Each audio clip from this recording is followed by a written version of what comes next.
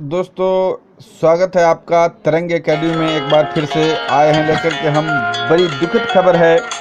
यदि आप मेरे चैनल पर नए हैं तो मेरे चैनल को सब्सक्राइब करें, बेल आइकन ज़रूर दबाएं।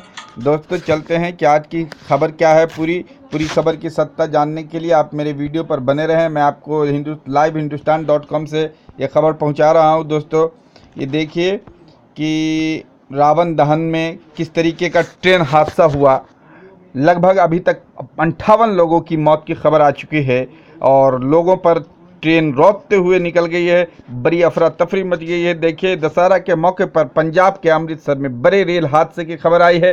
पठानकोट से अमृतसर की तरफ जा रही ट्रेन कई लोगों को रोकता हुआ चला गया और उप जिलाधिकारी राजेश शर्मा ने हादसे में अभी तक 50 लोगों के मरने की पुष्टि की है। अब मरने वाले की संख्या 50 से बढ़कर के 58 हो गई है। वही 72 लोग घायल बताए जा रहे हैं। घायलों का इलाज जारी है।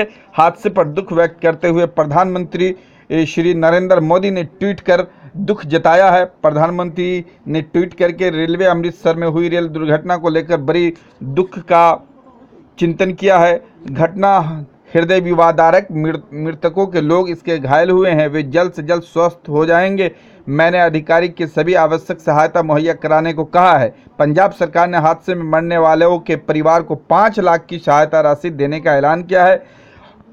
पंजाब के मुख्यमंत्री अमरिंदर सिंह ने राहत अभियान की निगरानी के लिए अमृतसर जाने के दौरान कहा कि मृतकों के परिजनों को 5-5 लाख रुपए और घायलों को मुफ्त इलाज की सहायता दी जाएगी। इसी बीच शिरोमणि अकाली दल के जिला अमृतसर प्रधान गुरप्रताप सिंह टिक्का ने पंजाब के पूर्व मुख्यमंत्री सुखबीर सिंह बादल की तरफ से ऐलान किया कि घायलों का इलाज शिरोमणि गुरुद्वारा प्रबंधक समिति के अस्पतालों में मुफ्त किया जाएगा। यदि आप मेरे चैनल पर नए हैं तो मेरे चैनल को सब्सक्राइब करें, लाइक करें, बेल आइकन ज़रूर दबाएं। बहुत बहुत धन्यवाद मेरा चैनल देखने के लिए।